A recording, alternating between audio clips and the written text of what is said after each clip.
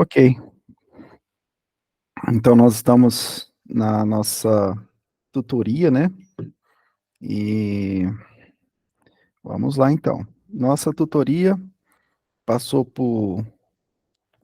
pelo livro, né, do professor Shed, Palavra Viva, e nós agora passamos para os 10 passos do sermão. Primeiro, as perguntas estão aí no slide. Qual o livro e texto, né, que é a primeira delimitação que precisa ser feita.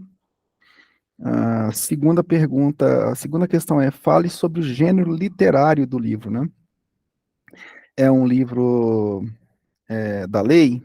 É um livro é um livro inserido nos profetas? É um livro poético? É um livro inserido no gênero evangelhos? São cartas, faz parte das cartas? Então, cada gênero literário tem características próprias que devem ser consideradas, como nós falamos na aula passada, né? E as características próprias de cada gênero nos ajuda a identificar as questões literárias do texto, o estilo literário, né, as características literárias do texto, e, enfim, faz com que a gente evite erros de contextualização, ou seja, erros de aplicação, erros hermenêuticos para os dias atuais. Tá? Bom, terceiro passo na preparação, fale sobre a teologia bíblica do livro. É claro que essa metodologia eu fui montando ao longo dos anos e cheguei nesse formato, tá ok? Mas cada autor, cada doutrinador, ele estabelece uma metodologia para chegar no resultado, que é a leitura, explicação e aplicação. Então, aquele conceito de pregação expositiva, pregar é ler, explicar e aplicar, é um conceito bem inicial, tá, gente? É um conceito, inclusive, sim, é um conceito de finalização, mas entre o ler e o aplicar existe um processo. Então, essa metodologia de 10 passos que eu passo aqui, que eu sempre passo para as pessoas que estão andando comigo, é para que elas compreendam que entre o ler, explicar e o aplicar existe um processo, tá? Porque é muito fácil falar, pregar expositivamente é ler, explicar e aplicar, mas tá, e aí? Ler o texto, ok? Explicar. Me explicar de que jeito, né? O que é explicar? Baseado em quê? Tá bom? Então vamos lá na teologia bíblica.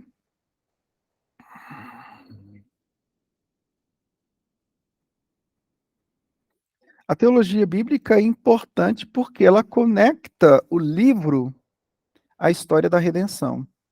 Então, quando a gente começa a entender o livro que nós estamos tratando e conectando esse livro à história da redenção, compreender o todo já nos ajuda de cara a gente errar, a não errar.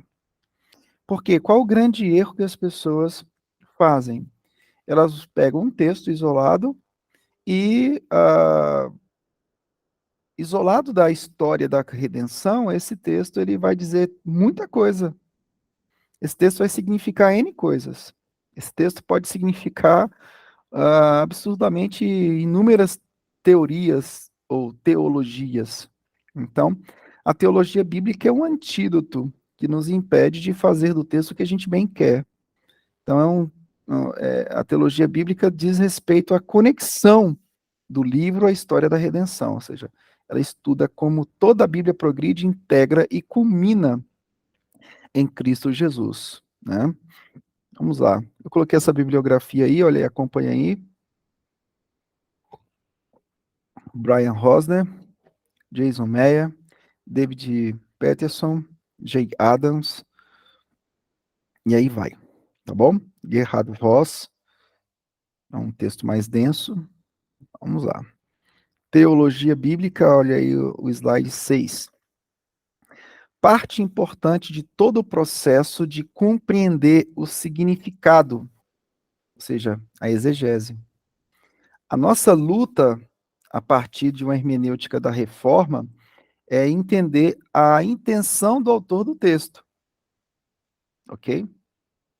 Então, quando você se depara com a perícope, uma seção textual, nós queremos saber o que o autor do texto quis dizer nessa seção textual, né?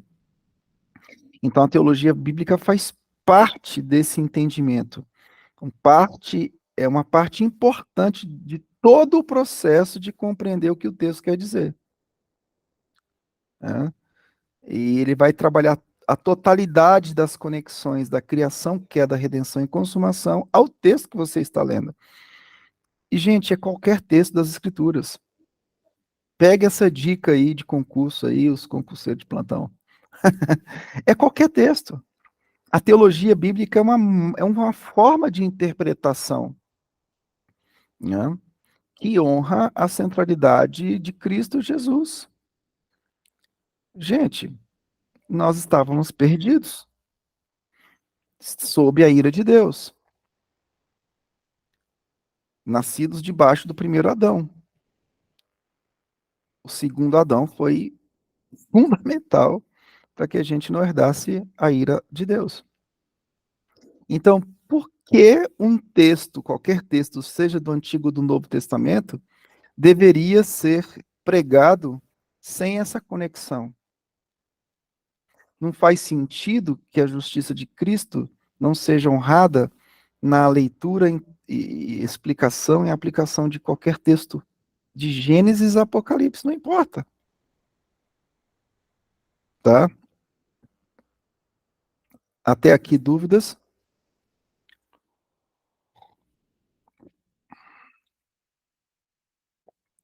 Certeza? Vamos lá. Então, a teologia bíblica, ela cria um processo de interdependência com outras disciplinas teológicas.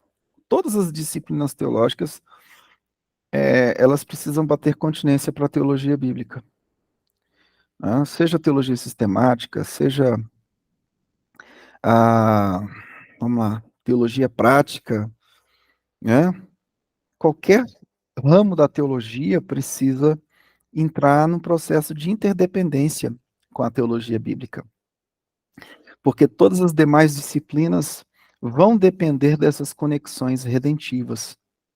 Então, quando você estiver estudando qualquer livro, qualquer disciplina teológica, a primeira coisa que precisa acontecer é essa conexão. A teologia bíblica, na minha opinião, ela é como se fosse a coluna vertebral, né?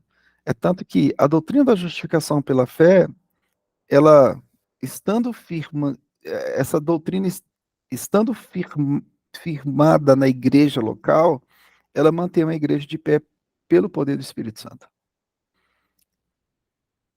Mas tem muita igreja que está de pé do ponto de vista prático, mas em termos de honrar a justiça de Cristo. É uma igreja que está capenga, né? Então a teologia bíblica, ela usa essa estrutura redentiva para manter de pé toda a nossa conexão com as demais disciplinas teológicas. Não adianta você estudar a história da igreja se você não conectar a história da igreja à história da redenção. Não adianta você estudar homilética dentro do processo comunicacional se você não souber conectar as perícopes à história da redenção. Todas as disciplinas se tornam muito perigosas quando elas não criam um processo de interdependência à teologia bíblica. Então, se tem uma coisa que nós precisamos investir nos estudos teológicos, é a teologia bíblica. Na história da disciplina, há variantes, né, do que significa teologia bíblica.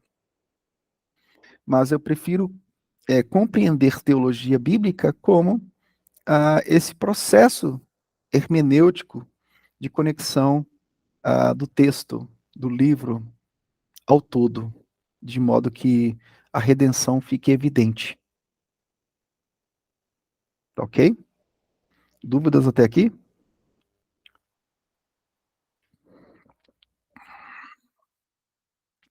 Vamos lá.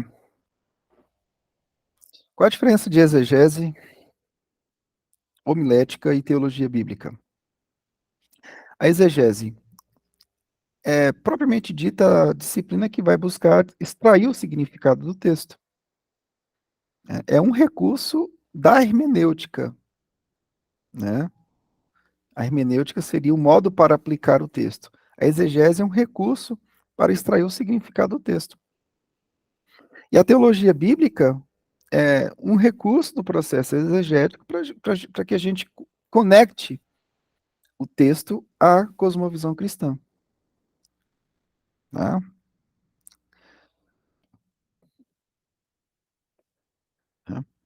E faltou aqui a homilética, né?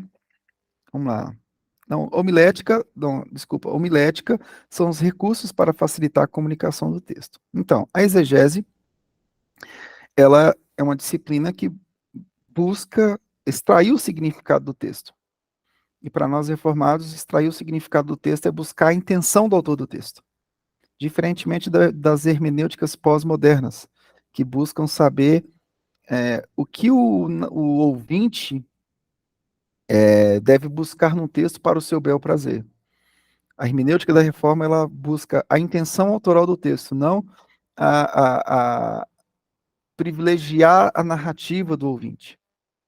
Aí tem as narrativas gay, negra, queer, social, e aí vai, né? Então é isso aí. Bom, então a exegese busca extrair o significado do texto, ela é um recurso da hermenêutica, né? E a homilética já é um recurso de facilitar a comunicação desse significado extraído do texto, e a teologia bíblica, ela vai servir a exegese para conectar o texto ao todo redentivo. Dúvidas até aqui?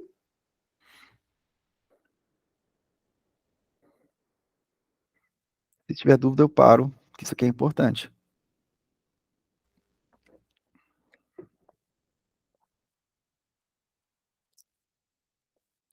Bom, a teologia bíblica, ela faz uma cooperação entre as várias disciplinas teológicas. Ela é um recurso da exegese, é um recurso hermenêutico na hora de aplicar o texto. Ela é um recurso da exegese porque quando você busca extrair o significado de um texto, na extração do significado do texto, você vai conectar a teologia redentiva. É um recurso hermenêutico porque a hermenêutica é a transição do texto para hoje. Então, quando você conecta o texto para os dias atuais, a teologia redentiva também faz parte da aplicação do texto. O dia a dia do povo de Deus é um dia a dia conectado à história da redenção. É, tudo que a gente faz é conectar a nossa vida à história da redenção. Tudo que a gente deve fazer. Porque as nossas narrativas, elas são tendenciosas para nos sufocar, né? As nossas narrativas são sufocantes. E se a gente viver baseado nas nossas narrativas, assim como o mundo evangélico hoje prega, né? O mundo evangélico hoje é uma pregação sossa, né? Que busca satisfazer as narrativas dos ouvintes, né? Então, a teologia bíblica, ela serve para o processo de hermenêutica, ou seja, o processo de aplicação do texto. A teologia bíblica, ela conecta também com a homilética? Conecta. De que jeito? Nós não vamos usar a homilética, que são os recursos de comunicação, de facilitação da transição do texto para o púlpito, do púlpito para o ouvinte. A gente não vai usar a homilética de tal modo que os recursos homiléticos falem por si só. Né? Entre você escolher um pregador que tenha uma boa homilética, mas tem uma péssima teologia bíblica, e escolher um pregador que tem uma boa teologia bíblica e uma péssima homilética, eu prefiro ficar com o que tem uma boa teologia bíblica. Né?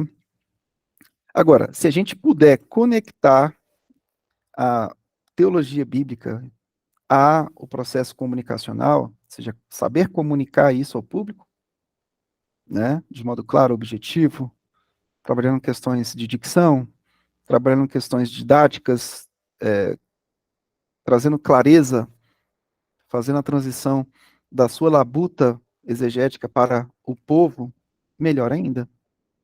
Tá ok? Então, a teologia bíblica, ela interconecta todas as disciplinas à história da redenção. Ela tem uma primazia, né? Porque ela é um modo de interpretação teológica comprometida com as escrituras, ou seja, com o cânon. Ela privilegia o cânon e ela, além de privilegiar o cânon sagrado, ela considera os textos bíblicos como escritura cristã. Então, um teólogo bíblico redentivo, ele vai acreditar na autoridade bíblica, na inspiração, na inerrância, né, no texto como revelação divina. Um teólogo bíblico redentivo jamais será um liberal sem vergonha, né? Então, é isso aí, não tem como. Então, considere que as escrituras foram escritas não somente para os historiadores e críticos, mas para os cristãos, né?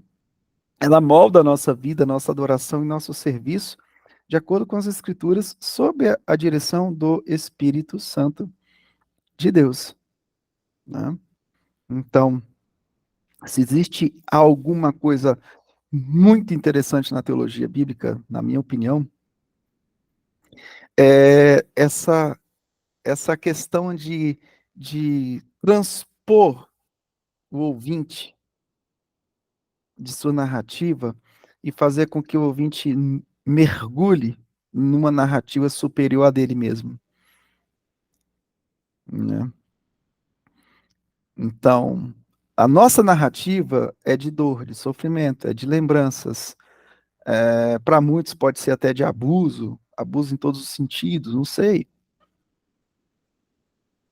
Alguns têm uma narrativa de riqueza, outros têm uma narrativa de pobreza. Então, são inúmeras narrativas.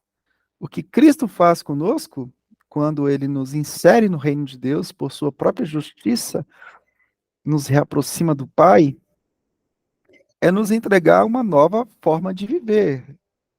Nós somos agora uma nova criatura que temos uma nova perspectiva. Essa perspectiva é baseada no reino de Deus. Então, a teologia bíblica, como processo de adoração cristã, é muito forte, porque ela nos faz mergulhar nessa dimensão do reino de Deus, nessa dimensão de esperar novos céus, nova terra, de mergulhar no novo mundo, porque esse mundo aqui vai te consumir. Fica muito, fica pensando demais nas suas narrativas aqui, você fica maluco, meu irmão. Você fica doido.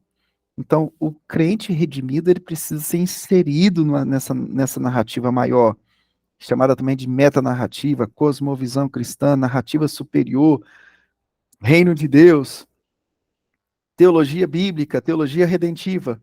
Olha o tanto de sinônimo que eu dei aqui para vocês, né? Então a gente precisa fazer isso. E o pregador é aquele que faz, pelo poder do Espírito Santo, na instrumentalidade da palavra de Deus, pregada com fidelidade e centralidade em Cristo, ele faz com que as pessoas mergulhem nessa nova roupagem de suas vidas. Alguma colocação?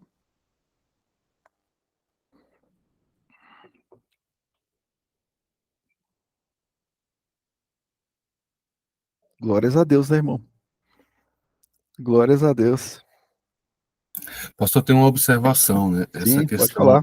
por mais que alguns reformados, eu conheço alguns irmãos que são bem impiedosos, mas eles ainda têm uma mentalidade ainda muito terrena, sabe? E essa Hum, questão que o senhor falou é muito importante, né? E lembra de 1 Coríntios 10 lá de Paulo falando, né? Seria mais miserável se pensasse apenas nas coisas dessa terra e tal. E vira e mexe a gente acaba sendo assaltado nisso, né? E quando você analisa ali, quando eu estou preparando geralmente o sermão, sempre estou analisando essa questão mesmo redentiva, sempre analisando o que a perspectiva da redenção, não somente no futuro, mas no agora, né? exato. Como aplicar isso, né? E como ter isso bem fixo no nosso coração, né? Exatamente, Rodrigo. A dimensão da história da redenção hoje, né? Hoje.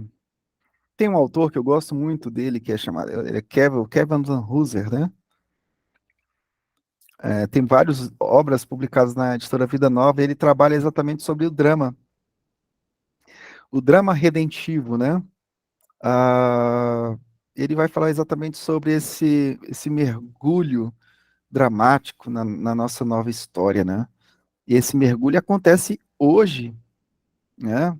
Ele é futuro, mas ele tem imagens no presente que representam o futuro. A igreja é a imagem viva da Nova Jerusalém, né? É uma pré-configuração da Nova Jerusalém.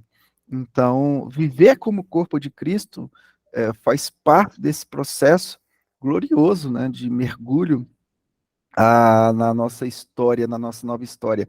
A liturgia, né, o processo litúrgico nos ensina muito sobre as conexões do reino presente e do reino futuro, né?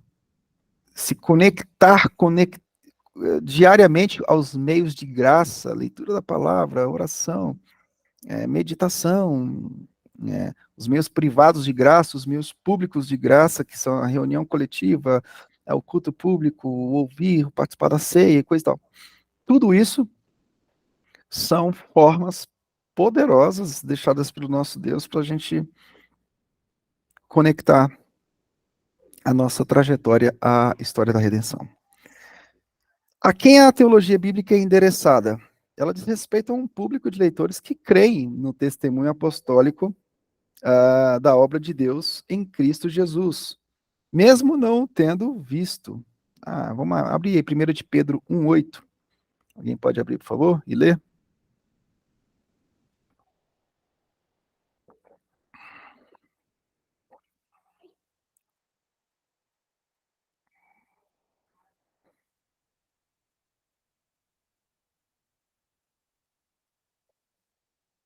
Primeira de Pedro 1,8. Quem achou pode ler?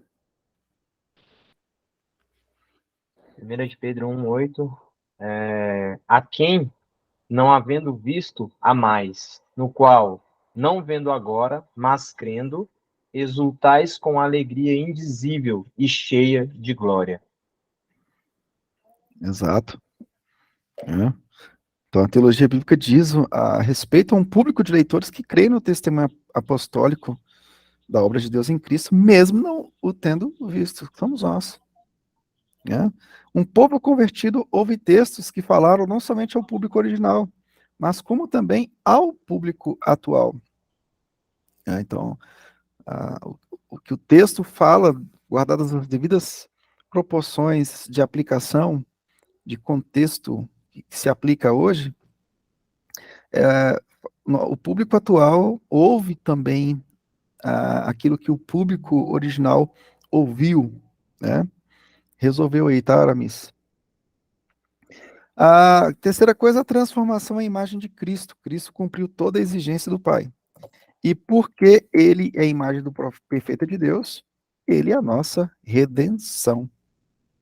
Né? Então não faz sentido qualquer tipo de pregação, qualquer tipo de estudo, qualquer tipo de situação onde a gente está falando do Evangelho, não conectar a redenção. O Evangelho é a redenção, ok? Quem é a autoridade? Vamos lá. A tarefa da teologia bíblica é apresentar o ensino da Bíblia sobre Deus e sua relação com o mundo, com o fim de permitir que textos bíblicos estabeleçam a pauta. Os textos bíblicos conectados à história da redenção estabelecem a pauta para todas as épocas. E para a pós-modernidade? Também. Também. Né? A gente tem um deslocamento hermenêutico, né? A hermenêutica da reforma é a busca da intenção autoral do texto.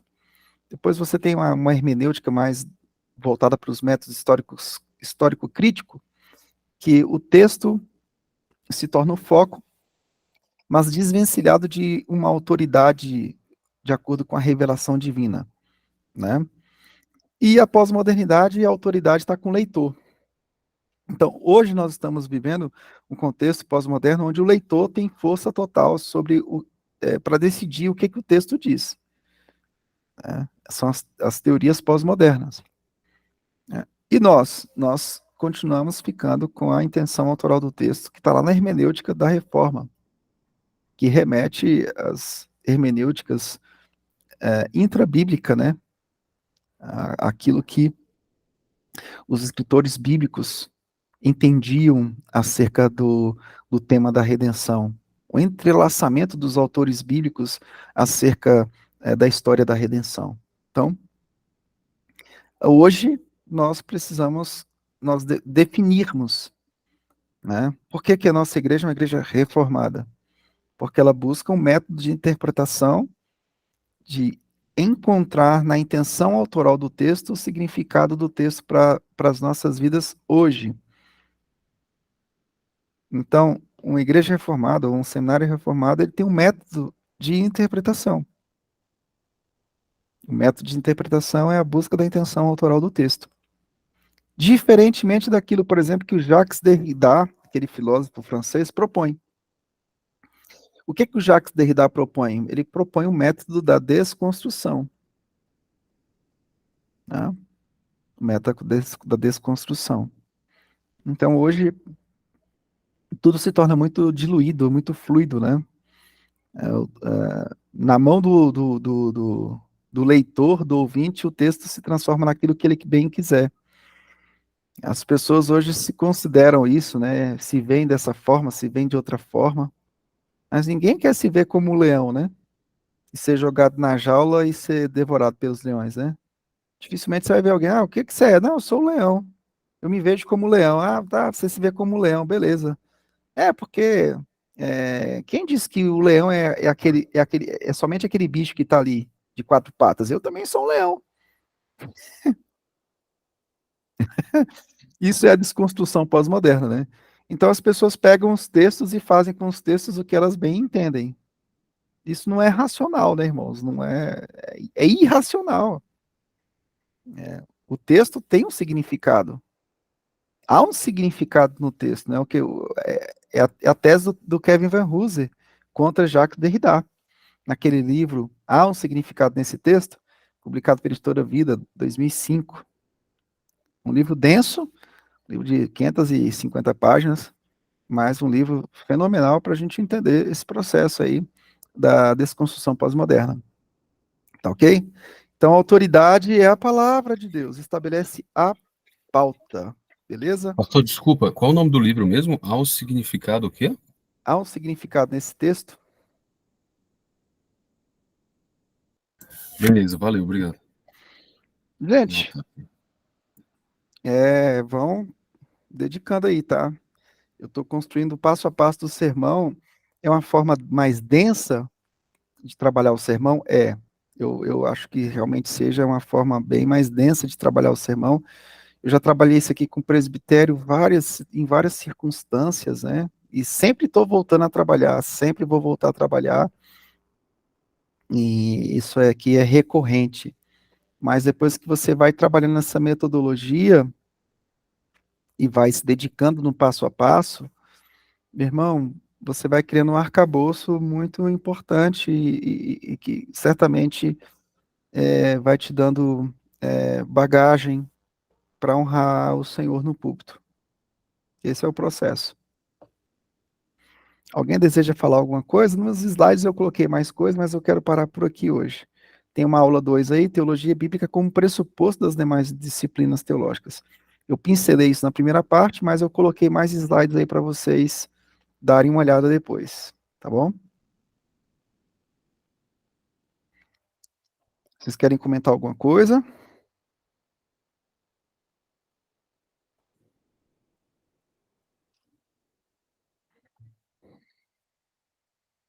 Como eu falei para vocês,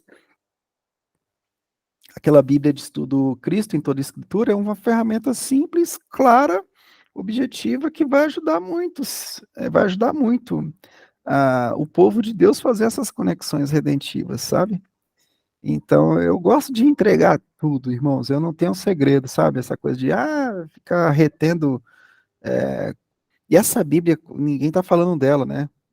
Ela foi editoriada pelo Brian Chappell.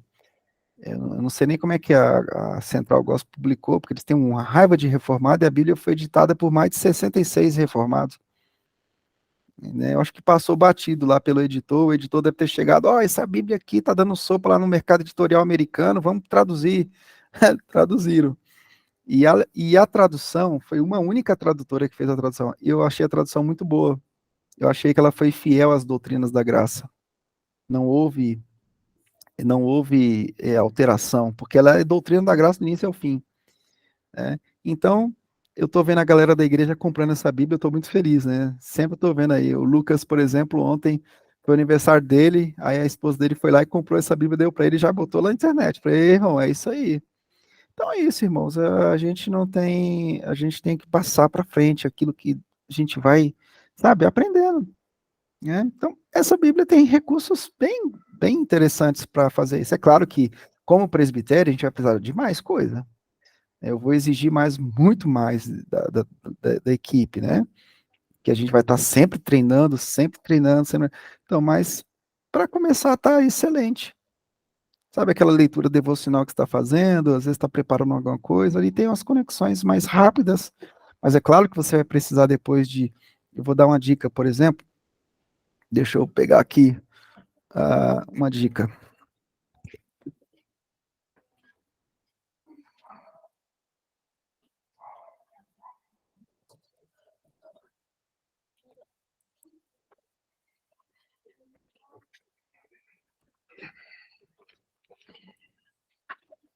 É. Aos poucos, para não entalar, né? Mas aqui é uma dica aqui, ó. Esse dicionário de teologia bíblica da editora Vida Acadêmica, ele é muito bom. Ele é um dicionário que você vai comprar para deixar de pesquisa. Não é aquele livro que você vai comprar para ler numa sentada toda. É um dicionário de pesquisa. Tá? Muito bom. Tem muita coisa, mas eu vou passar algumas coisinhas. Vamos devagar que o santo é de barro, né? Comentário do uso do Antigo Testamento no Novo Testamento, do J.K. Beale. Porque uma forma de fazer teologia bíblica que os grandes pesquisadores estão trabalhando é a citação do novo em relação ao antigo, né?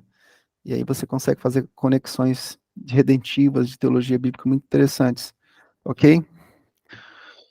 Esse livro aqui, Pregando Toda a Bíblia como Escritura Cristã, ok? É também um livro bem interessante. São recursos interessantes para a teologia bíblica. Tem muita coisa de teologia bíblica, né?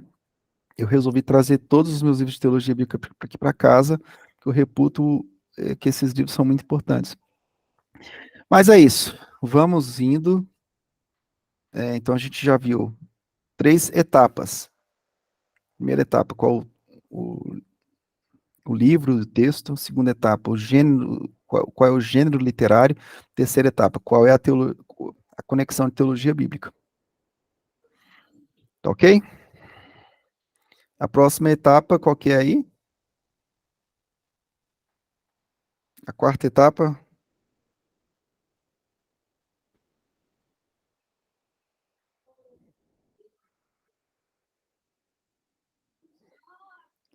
Fale sobre a ideia central do livro.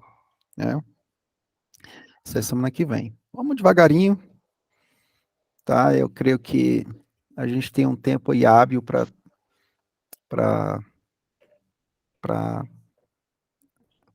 passar por um processo bem legal aí de mentoria. Tem que ter muita paciência, né? Tem que ter muita paciência. Alguma dúvida, queridos? Só agradecimento. Maravilha. Meus irmãos, eu quero agradecer a paciência. 21 horas eu vou entrar aqui em outro processo aqui na FTRB. E é isso. Deus abençoe vocês. Até amanhã, 7 horas na oração. Hoje, a oração de 6, graças a Deus, foi bênção, né? 10 minutos corrido né, e hoje nós tivemos umas 17 pessoas na oração de 18 horas, né? Aquela de 10 minutinhos. Glórias a Deus. É isso aí. Amanhã às 7 horas estaremos juntos. Um abraço, meus irmãos. Obrigado pela atenção. Tchau, tchau.